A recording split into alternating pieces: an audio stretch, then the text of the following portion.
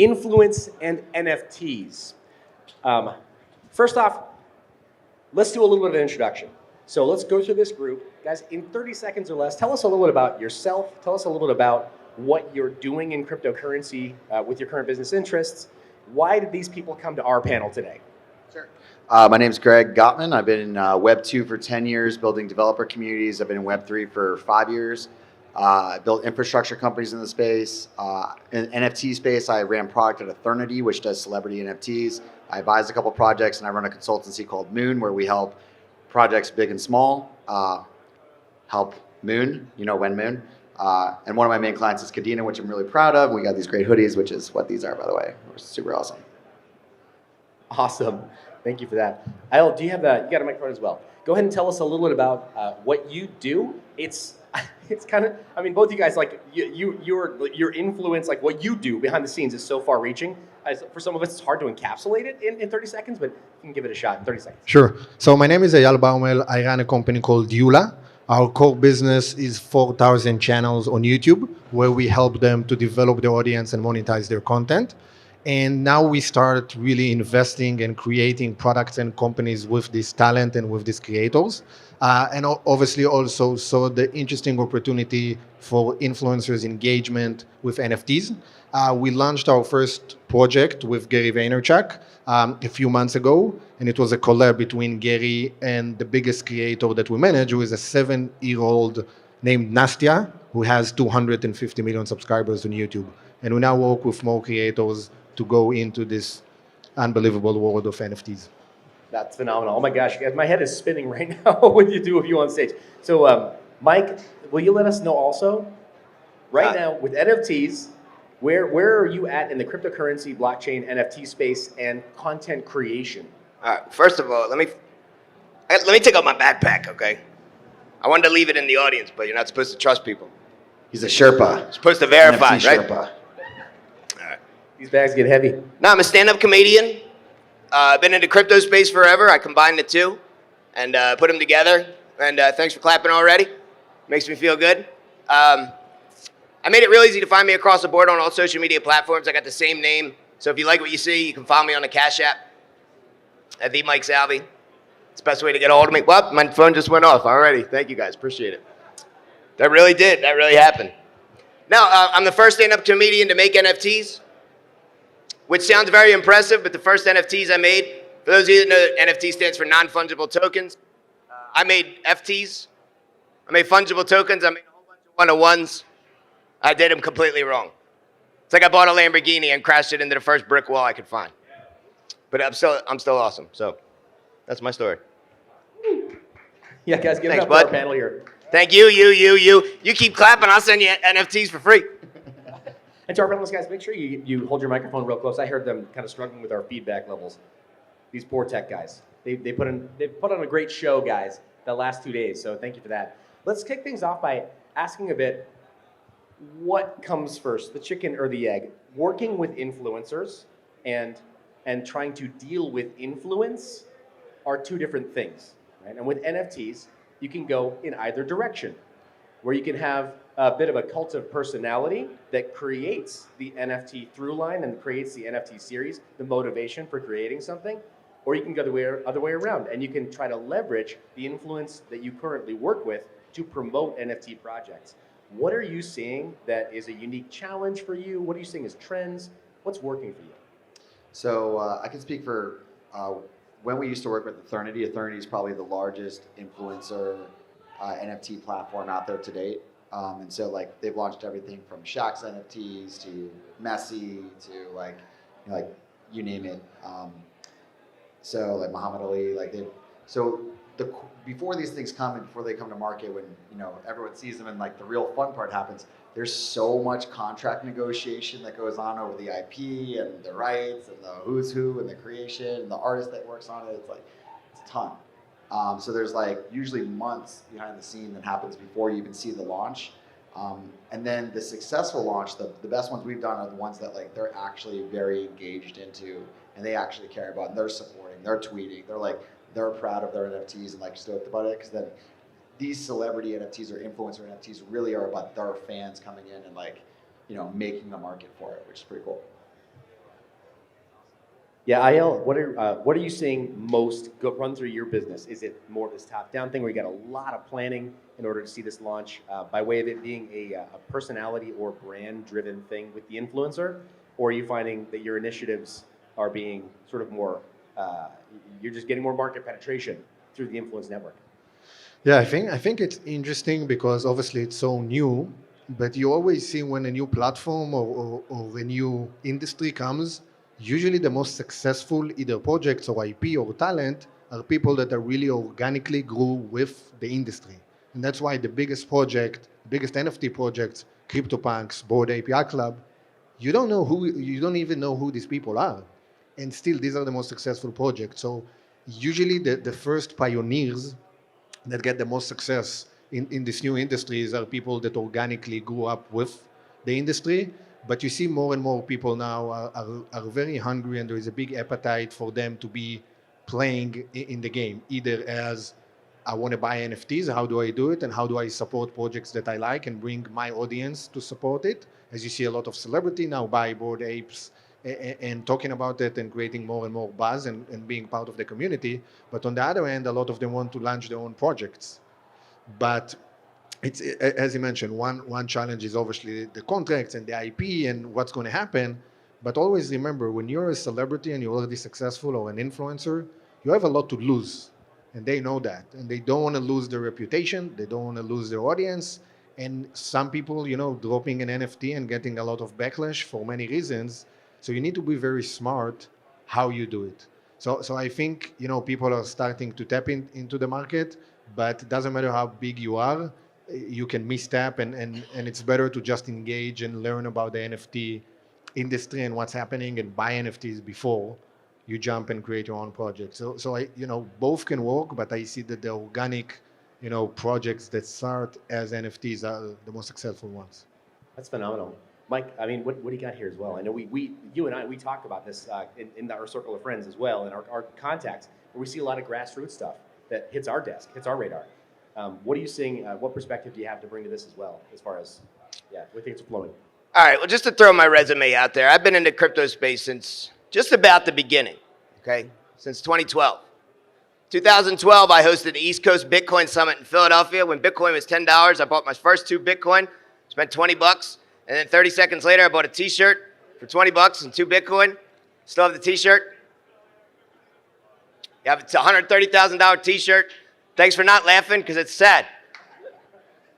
I say that to tell you, I've been in this for a long time. I'm here for the reasons before why kind of Bitcoin was even around. Liberty Dollar Days, Bernard von Nothaus, Free Ross, all that stuff. Ross Ulbricht.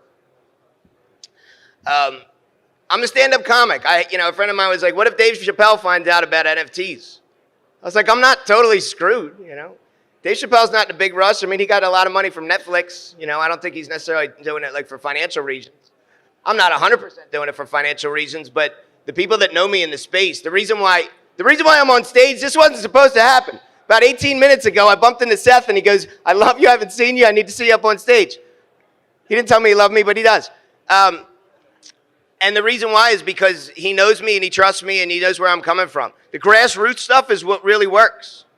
If you don't know who Ken Bozak is, look him up. The reason why Ken Bozak is so successful is because he's a grassroots guy. And big companies are coming to him. Rap snacks. You guys know what rap snacks are? If you don't know what rap snacks are, you're not from the hood. You got excited, you leaned up, I think you know what rap snacks are. I've been eating rap snacks since I was a kid. Master P owns rap snacks now. They always have a different wrapper on the snack. I don't mind telling you, everyone on the cover is black. Take notes. The very first guy that's going to be on, a white guy, is not going to be me, but my friend Ken Bozak is going to be the first white dude on rap snacks. All because of NFTs. These people are coming to us. We don't have to go to them. And shout out to Gary Vee and whoever else is big and bringing eyes on it. Bring it on. Everybody come along. But, I don't mind telling you, we don't need you. What was the question again? What was the question again? The question was, is grassroots really going to work or big influencers? And I'm coming maybe a little bit more passionately about, coming from grassroots. But you want my answer? It's grassroots. Maybe I'll walk around the block to go next door sometimes, but it's a nice out. Yeah, thank you, and I appreciate that, guys. That's why, again, that's why when I ran into Mike, it wasn't even a question. We have to we have to understand in this NFT space that everybody gets a vote. It's decentralized and permissionless, right? When we go to retail, right? They vote with their Satoshis, they vote with their Ether, they vote with their gas fees in particular. So on that note, let's talk a little bit about like methods of distribution and what you guys are seeing by way of influence and NFTs. Is there something that you're finding is there a natural gatekeeping process when it comes to platform and costs? Are you seeing that there's a bit of stratification of NFTs as they roll out, or are you finding that it's more of a qualifier for certain brands you work with? I actually think it's one of the most interesting points, because if you think everybody now is talking with Web 1, Web 2, Web 3, but before even the internet, gatekeepers controlled everything. If you want to be on a TV show, you need a casting director to say yes. If you want to be on radio, you need a music executive, a label executive to say yes. Then came social media and YouTube and TikTok, Instagram. Now the gatekeeper on these platforms is the algorithm. So there's no executive now it's an algorithm. And I think the beauty with NFTs is even the algorithm is not a real gatekeeper anymore. So there are basically no gatekeepers left. You can say that OpenSea can decide, who's going to be on the homepage, but that doesn't really matter. I think now, as you said, it's really an open market, and what matters is who builds the community, who can tell a good story, who can create an amazing art. So it becomes more pure who you are, what you represent, and what you can build around your story and your community, which I think that's why it really made it the biggest opportunity ever. Although it's something that already happened before, that people from everywhere has an opportunity, now it just really opened the floodgates. Hey, that's awesome. Yeah. And so I think there's 3 types of NFTs, or maybe like 4 types. You have like your real art NFTs, right? Then you have like your PFP projects. Then you have maybe like big brands making things in the space, and maybe like influencer NFTs, which are also, they're all very different. And so depending on the vertical that you're looking at for them, in the PFP world, it is a gatekeeper world. So that world really is about like, am I going to make money? Like, it's not so much just the art. I mean, most of the NFTs are, am I going to make money, right?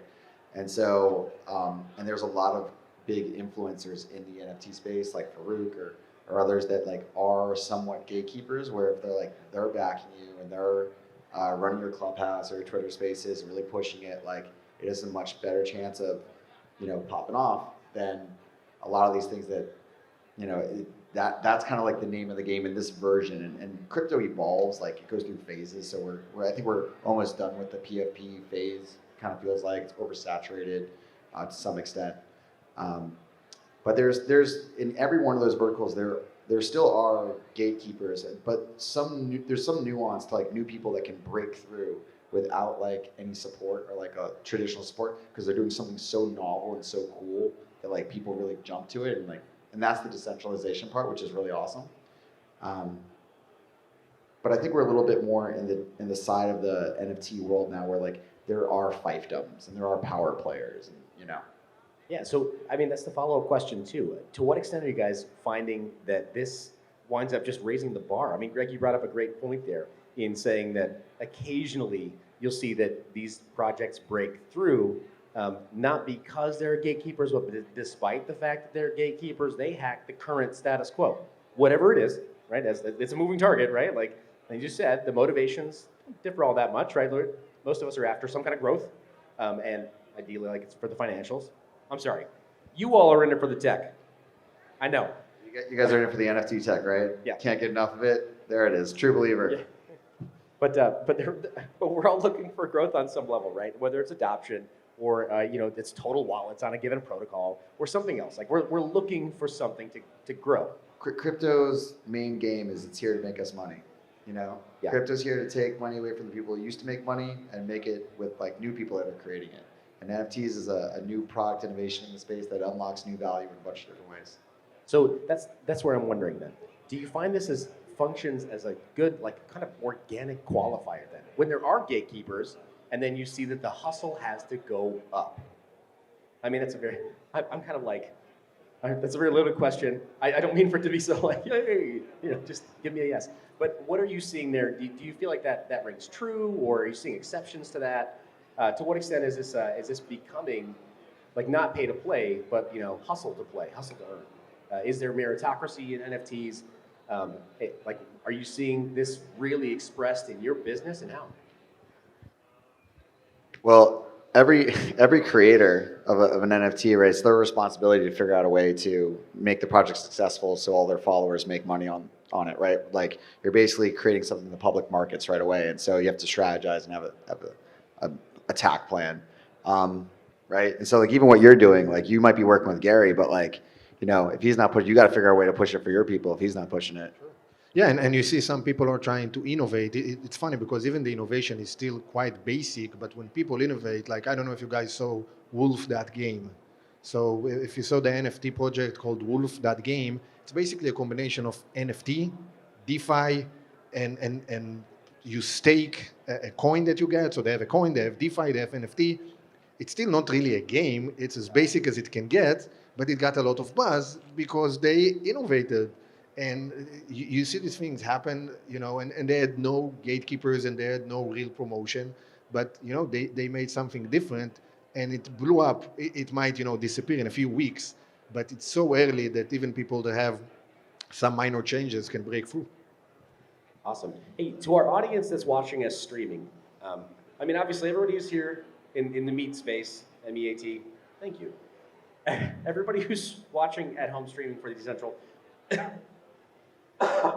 Let me clear my throat. And we have COVID in Miami. Yeah, let me clear my throat. Do hit us up on Twitter with the hashtag Dcentral Miami 2021 and ask a question for this panel right here. Bring those through, and audience here, please do check our Twitter feed and go ahead and hit us up with those questions here, as well as a question you have for the panel. Be thinking about it over the next couple of minutes because we are going to finish with a little bit of Q&A. But I want to make sure that our streaming audience gets an opportunity to be represented. It's only fair. It's only right when we're talking about this totally virtualized world that we we'll draw some of that audience in as well, because we do have quite a few watching. I saw a finger raise over here. Which one? The hashtag is Dcentral Miami 2021. I think that's what we have trending right now. So let's go ahead and reinforce it. Right. What is the most exciting comedy NFT that you're excited about? Oh man, all the ones I made, because they're mine. And they're the first. There's one about Spider-Man you have to look up. I can flip a room upside down with what I have to tell you about Spider-Man, but it's an NFT. It's an NFT.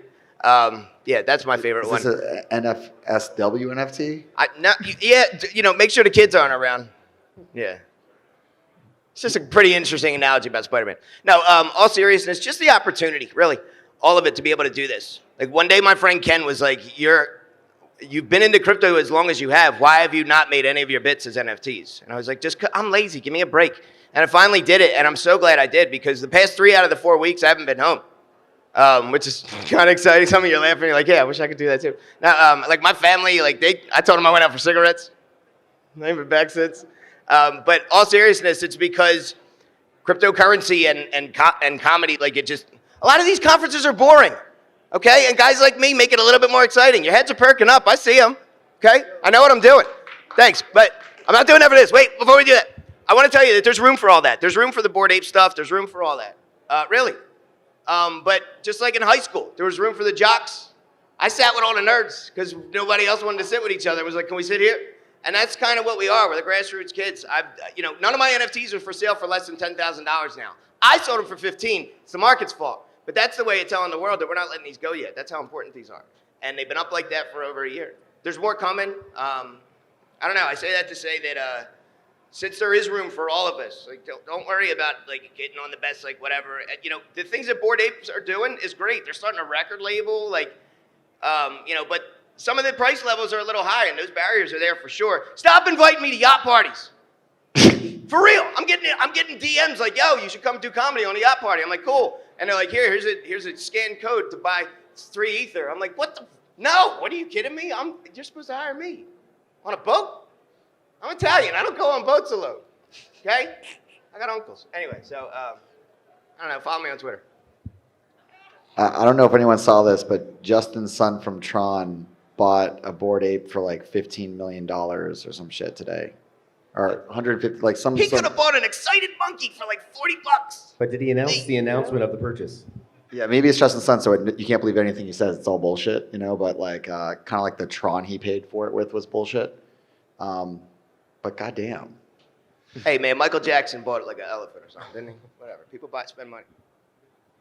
What do you think about adding utility to some of your current or future NFTs? So glad you asked that. They've had a utility since day one for over a year. So if you hold any of my NFTs, I have a team called HaHa for Hire, four of the funniest people in Philadelphia. And if you hold our NFTs, you get into any of our shows for free. I did this before Kings of Leon. I have a thing called HaHa Forever. If you buy that, you get into any of the shows that any of us are doing forever. And Kings of Leon did a golden ticket. So there are utility cases now. There's more coming. I can't say yet. My team's launching some stuff in a couple of days, but yeah. Follow me on Twitter. Cool. The Mike Salvi. That's the best question you could ask. Second best question you could ask me. THE Mike I see Salvi. some fans of you coming in now. What's up? Yeah, so ask them. That's my team. What up, Tim? What's your question?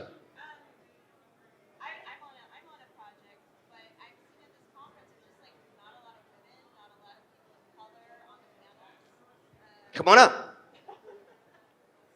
I'm not laughing. Come on. You know what? Actually, don't. They've got security over there. They're really mean. I would say we don't have anything to do with it. We're not organizers, you know. But I don't disagree.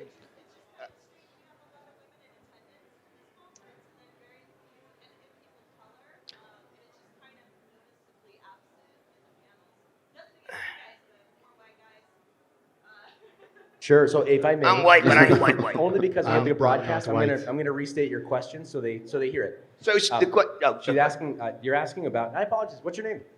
My handle is Rad Laser Falcon. I'm on Ethereal. Rad Laser Falcon on Ethereal. Give it up. Woo! Asks here live about representation on the panels and talking about how in the show she's seeing a lot of people of color. She's seeing a lot of women here. And how she's not seeing that on the panels.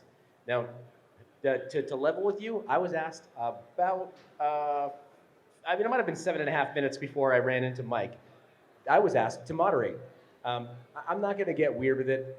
Yo soy cubano americano. I mean, I'm in my element, but I'm an undercover Latin brother, right? You wouldn't know.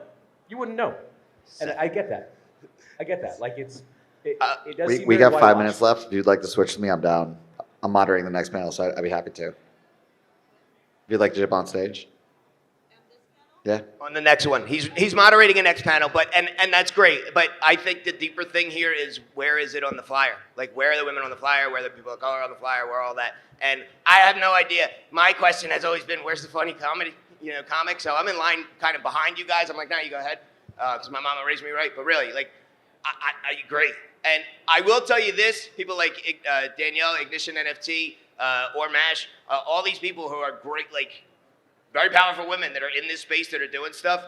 Follow them, blow them up. Like I don't know what else to say. You know, we'll do it, but it's hard for us too sometimes because like we don't want to be the creepy dude pushing them out either. But by the way, yesterday there was a panel with the founder of World of Women, who is a great NFT leader. And I think she represents more, obviously, female voices and female artists. But I think everybody needs to amplify people like her. But I think, again, I'm not talking about the panel and the conference. I'm talking in general in the space. There are no real gatekeepers. And she talked about it that, obviously we want to empower anyone and we want to have, fair playing field. But she just talked about it and how she was very successful working with others. So I understand where you're coming from, and hopefully the space is more important than just one conference to have better diversification and representation. That's a phenomenal question. Just again, guys, give it up for that. I think. Can I add one more thing? That needs to be a bit of a guiding light for events moving forward. Absolutely. Thank you for bringing that. Seth, can I add one more thing? 10 seconds. Yeah. 10 seconds. Fellas, you want more women to come around? Take about 2 feet back when you're talking to these girls. For real. You look horrible. You do, and you're laughing because you know what I'm talking about. Listen, you meet some chick, you're like, she's here. Don't be like, where can I follow you? Where can I? She's gonna leave, and you're not gonna follow her anywhere. Take like 3 steps back. That's it. Figure it out from there. Don't creep them out. That's called alpha. He's gonna drop them when you go to those yacht Gotta parties. go full Alpha. beta, but you know what I mean? Like just BD Alpha. turn it down. Hit the middle. So we got 2 minutes left. We do. I'm still hoping we get a couple more cues from the audience for y'all to A. Sir? Those of us who don't want to chase and hunt down each individual NFT, are there any strong ways to just diversify and get exposure to the NFT space? Any, I don't know, DAOs or some other way to invest in these things without chasing down each individual, trying to make individual bets or time? So is there is there a central place for all these things to be, like to find them? Like an index? Or a DAO or anything? Oh, I get it. Probably. There is an EFT about to be launched around companies that are very focused in NFT. Funny enough, Playboy is a company that is pivoting into the NFT space very aggressively. So there is an EFT that's about to be launched that anyone can buy. There are a few DAOs, but it's not easy to join a DAO. But nothing yet that is very easy because again, it's also hard because 99% of these projects lose money and some of them are super expensive. There is no good solution yet that I'm aware of. Yeah, it's a great question. I think People Pleaser DAO is probably leading the pack in NFT DAOs. With all this stuff, if you're not native in the space, it's not going to be like a traditional investment. And the way you're really going to learn or understand like right from wrong, you just really going to have to engage and put the time into like be in these Discord groups, like read these message boards, like understand what's going on, start learning who has good alpha, who's making good trades, like, and then figure out where like people you appreciate that you think are smart, where they're investing. And there are NFT DAOs. There are places that would be like an easy route where like, I think investing in NFTs like bang for buck is like actually not good use of your time. Like there's so many NFTs everywhere. It's like so much noise. So you really have to find like that 1 or 2 things that really works for you and for your investing strategy. And so they're out there. You just start your search and keep going. Awesome, guys. I'm going to ask you to take literally 3 seconds to let folks know where to follow you, either on Twitter or Telegram. What's your handle? The Mike Salvi everywhere. TheMikeSalvi. And I'll be right out there. Come say Awesome. hi. Eyal, where can they follow you? My handle is my last name, Baumel, Baumel. And Greg? Crypto Gops at Telegram. So crypto GOPS. Awesome. Audience, give it up for these excellent panelists. Thank you, NFT everyone. Influence.